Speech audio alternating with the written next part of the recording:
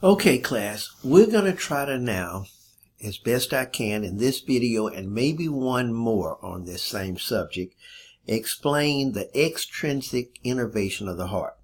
Now, remember the heart had autorhythmicity, so it'll beat on its own even outside the chest in a solution, the proper electrolyte solution. But the heart does not know when you're running or you sleep, so you have to have extrinsic control of the heart. Now, in the nervous system, AP1, we had a somatic nervous system and an autonomic. The somatic innervated skeletal muscle. The autonomic nervous system innervates three things: cardiac muscle, smooth muscle, and glands. Cardiac muscle, smooth muscle, and glands. Remember, the autonomic nervous system had two divisions: the parasympathetic, which is the rest and recluse, and the sympathetic, which is the fear, fight, and flight. And most organs, not all, have dual, D-U-A-L, dual innervation. Some from the para, some from the sympa. One will increase the activity of said organ, and one will decrease depending on the organ itself. So let's try to just go through it best we can. Okay, we have some cardiac centers in the medulla oblongata. I'm going to come back to that in a minute. Let's get some definitions going here. All right, go back to AMP1. If you didn't get it, try to get it now and go back. All right, I'm giving four neuroanatomy terms. Four neuroanatomy terms: a nucleus, a tract, a ganglion, and a nerve. A nucleus is a cluster of neuron cell bodies in the central nervous system. Remember, the central nervous system was the brain and the spinal cord. A cluster of neuron cell bodies there. A tract was a group of fibers. Fibers being axons and dendrites that would be located in the central nervous system. A ganglion is a cluster of neuron cell bodies in the peripheral nervous system, in an area that's not the brain or spinal cord. And a nerve, strict definition, is a group of neuron cell bodies, cell fibers in the peripheral nervous system. So those are four terms I want you to know. Now, let's go back to nucleus here. A cluster of neuron cell bodies in the central nervous system. Two courses. If this was med school, there would be two courses. One would be a course in neuroanatomy and another course in neurophysiology. Neuroanatomy would show where these nuclei are in the brain. Neurophysiology would be what they do. So a neuroanatomist would name the anatomical term and the location for a nuclei. The physiologist would say what it does. So when you say the breathing center, the hunger center, the cardiac center, what those are nuclei in the brain. Nuclei in the brain. So I come back with that bit of information now that you know that a cardiac center would be a nuclei. And these cardiac centers are located in the medulla oblongata of the brain. You would have a cardiac acceleratory center, which would speed up things in the heart, increase heart rate and force of contraction. And then you'd have a cardiac inhibitory. All right, let's go back. So we have two divisions of the autonomic nervous system, the parasympathetic and the sympathetic. If the parasympathetic is the rest and recluse, quite naturally, the cardiac inhibitory center would be dealing from the parasympathetic nervous system, whereas the cardiac acceleratory center would be dealing from the sympathetic nervous system. Okay, so we go a little further. Okay. With the autonomic nervous system, it was a two neuron pathway. Coming from the central nervous system, you had the preganglionic fiber. Then it would synapse on the postganglionic fiber, which would then go to wherever it's going, the effector. Okay? The original cell body for the parasympathetic originates from the craniosacral region, The parasympathetic originates from the craniosacral region, and the sympathetic originates from the thoracolumbar.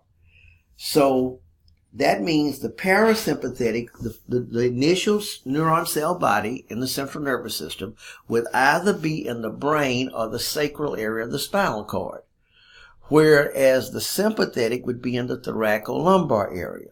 Okay? Now, coming from the brain, we had those 12 cranial nerves.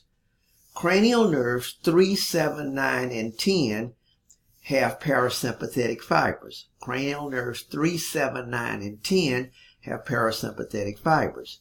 The one I'm most interested in with this subject is cranial nerve 10. The parasympathetic fibers in 10. Cranial nerve 10 is called the vagus nerve. Cranial nerve 10 is called the vagus nerve. So that's really what we're interested in the heart. From the standpoint of the sympathetic nervous system, which arises from the thoracolumbar, spots T1, T2, T3, T4, and T5 send out some preganglionic fibers that's going to eventually go to the heart. T1 through T5. They coalesce to form something called the cardiac plexus. They coalesce to form something called the cardiac plexus. So let's look at that. All right. In this drawing here, and you can look in your book too, over here would be the parasympathetic. The parasympathetic, I'm looking at the heart, and I'm coming from cranial nerve 10. I'm coming from cranial nerve 10. Okay. The sympathetic, I'm coming from T1 through T5, and I'm going to something we're going to call the cardiac plexus. The cardiac plexus, which would go to the heart. Okay? Now that would, so we're coming from here, and here would be the preganglionic. It would then pick up a postganglionic, and this is what's going to happen. So I'll switch over here. Some of the fibers will go to the SA node. Some of the fibers will go to the AV node, and some will go to the general heart muscle. Okay, let me say it again.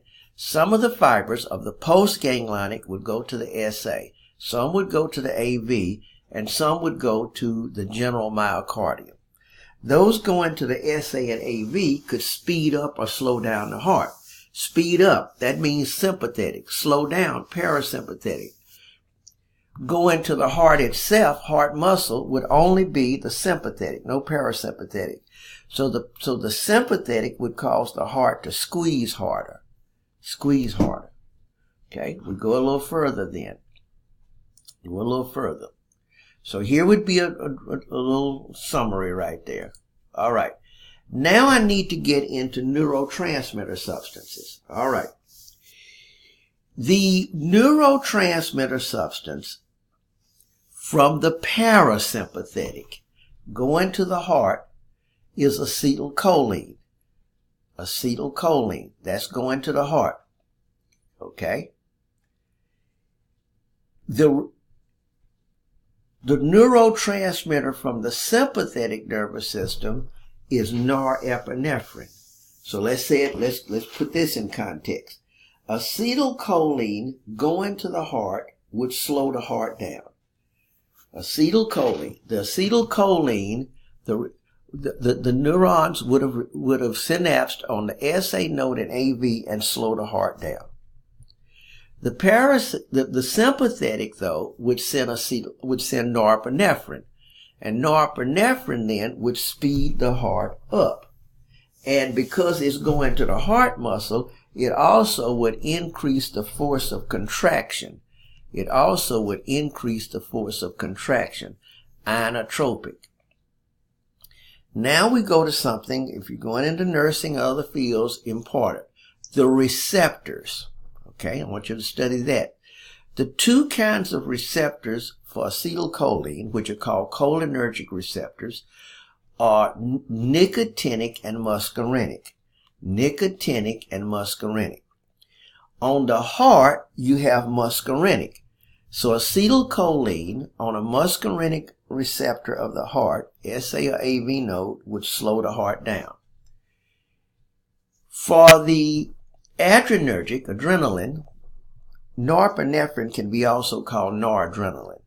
Epinephrine is called adrenaline, its brother. So for norepinephrine and epinephrine, you have what we call alpha and beta receptors. There are various types. There's even more than beta 1 and beta 2 that you see here in beta 3. But anyway, the one on the heart is beta 1. So beta 1 receptors on the heart, if norepinephrine or even its brother epinephrine comes from the adrenal gland. If norepinephrine or epinephrine get on a beta 1 receptor of the heart, SA and AV, it will speed up the heart. It will speed up the heart. It will also, because some synapses go to the cardiac muscle, it will also increase the force of contraction. So norepinephrine and epinephrine not only increase heart rate, chronotropic, positive chronotropic agent, but also increase force of contraction, inotropic. So they do both. They do both. That means if any of your relatives or you take a beta blocker, that would slow the heart down because it would block norepinephrine and epinephrine on the heart. All right. So we go a little further. So here again is a review. Sympathetic, preganglionic post. So I want you to kind of glance at that on your own there. I'm setting the stage for the autonomic review so that you can understand it. Now, norepinephrine then, now I'm on a beta 1 receptor on the heart, would then turn on secondary messengers, but ultimately cause calcium to come in. Calcium then comes in, hitting to troponin C to increase contractility. See, this is where this norepinephrine would come in. It would come here, and then it would come in and increase calcium coming from the outside. See, with skeletal muscle, remember all the calcium inside. So if we give a beta blocker, it would also decrease, it would decrease contractility, but a beta blocker would also decrease heart rate. Decrease heart rate. Okay? So that's where we are up to now. I'm going to end here. That sets the framework now. That sets the framework for our extrinsic control for the next one.